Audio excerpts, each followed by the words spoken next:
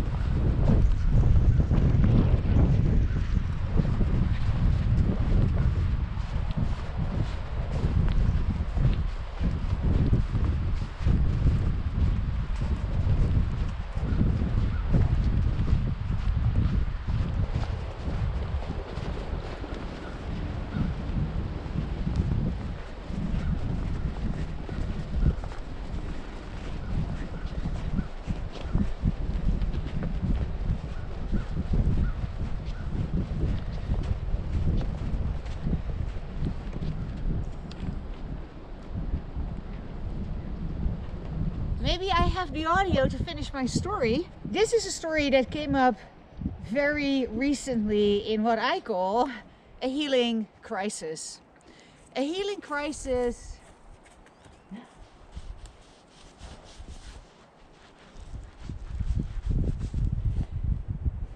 what I mean with a healing crisis is that something that has been festering but kind of repressed, something that I didn't want to deal with, I couldn't deal with, was too intense to deal with, that I had repressed for many years, was brought to the surface. And that expressed itself in what I would call a crisis, as in I was going through a lot of anxiety, fear, flashbacks, mostly on a feeling level, with very, very vivid memories. And as it was exceptionally unpleasant to go through, it was also healing.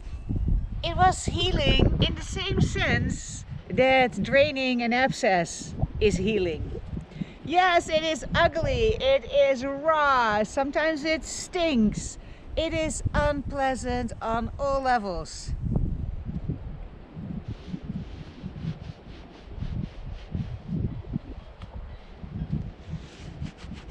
But unless you do it, unless you attend to what needs to be attended to, it will only fester and grow and become an ever bigger problem. Do less sooner goes for everything. If you have a little tiny toothache, or you can see that there is a cavity maybe starting, it is cheaper and less painful to attend to it right away. Go to a dentist that can put a filling in there, maybe a tiny little filling, no big deal. When you don't attend to it, you let it sit there and get worse and worse and worse, and it gets infested and your whole tooth is rotting away. And it doesn't only get more painful, it also gets more expensive to fix, because now you are looking at extracting a tooth and then having to replace it with something. Do less sooner works for everything.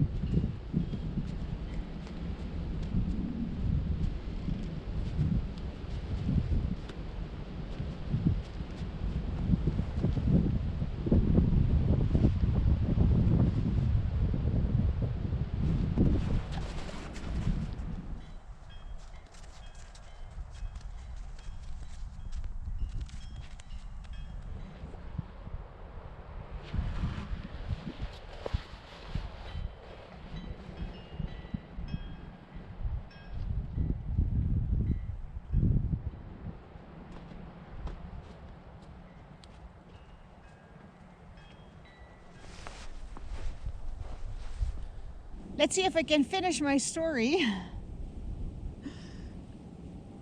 I was in my mid-20s and I went through a very intense, what I would call a spiritual awakening. But it was very intense and it really shifted my entire existence around. Before it happened, I was a police officer in Amsterdam, the Netherlands. And my whole life changed. I got sacked, honorably. And long story short, let's cut to the chase. I ended up working in the red light district in Amsterdam, the Netherlands, in the sex industry. I met an immense amount of really colorful, interesting, and surprisingly spiritual people. I was part of a tribe of renegades. It was fun, it was interesting, it was, gosh, adventurous. It was sex, drugs and rock and roll in the heart of Amsterdam in the, what is it, I guess 90s? I don't know.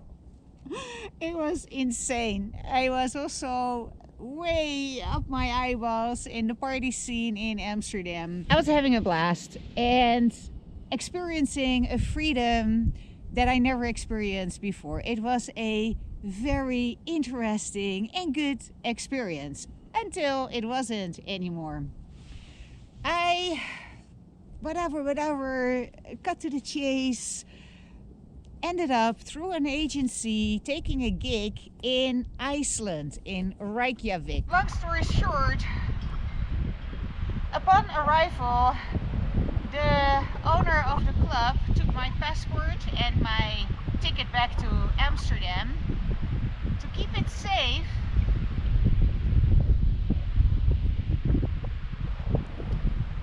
and then a few weeks into my employment as a pole dancer and lap dancer, I was fined for something. God knows what. Something completely arbitrary, and I was fined by the club owner. Of course, this had no legitimacy whatsoever, but I was told that I was fined a considerable amount of money I was now owing to this club, right? That's how it was presented. And I was going to have to work this money off. And of course I refused and quit on the spot, but that was not that easy because they had my passport and my ticket back to Amsterdam. I was trapped. I was entirely trapped. I was the victim of human trafficking. I was told by the club owner that if I would go to the police, I would be arrested and thrown in jail, because they would tell the police that I was a prostitute, and that was illegal in Iceland. I also didn't have a work permit because this was just a gig that I had taken on, and I was in my mid-20s and wild and a renegade, so obviously I hadn't thought this through all the way. I got myself in this position, obviously, which doesn't make it any better, and which doesn't make it any less human trafficking.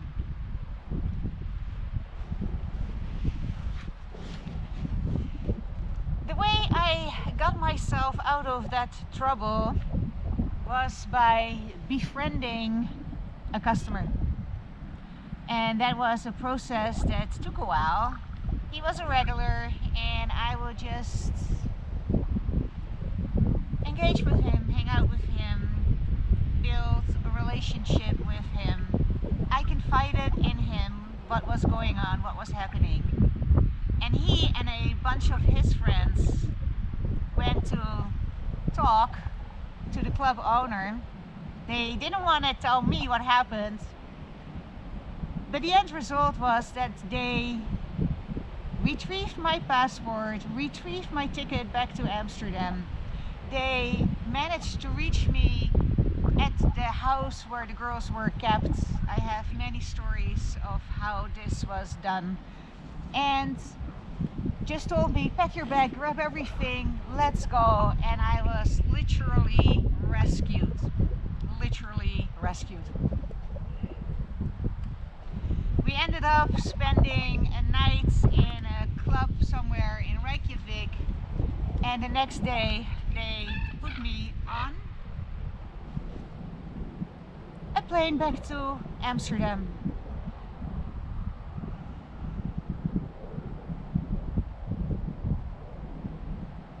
The reason that I can sit here talking about it with a smile on my face and a sense of humor is because I went through this healing crisis. This story came up for me very recently, triggered by other stress.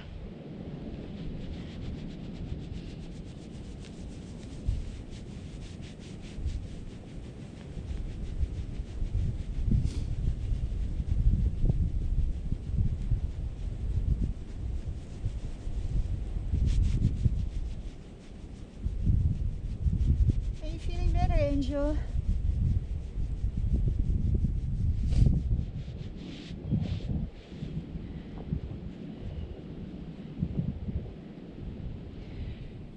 There was a whole bunch of girls kept in several suburban homes We were not allowed to talk with the neighbors.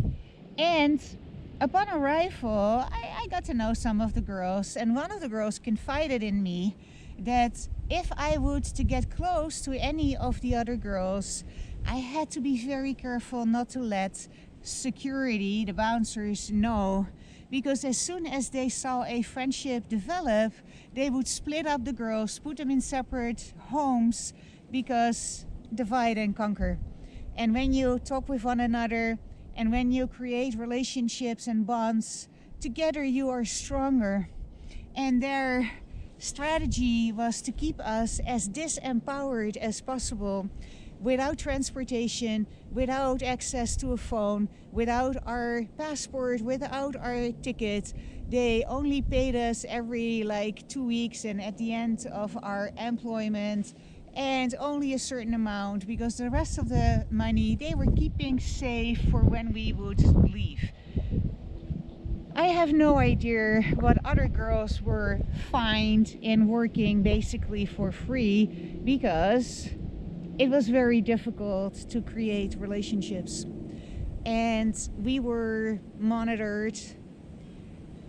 We were gaslit against one another. Rumors were spread.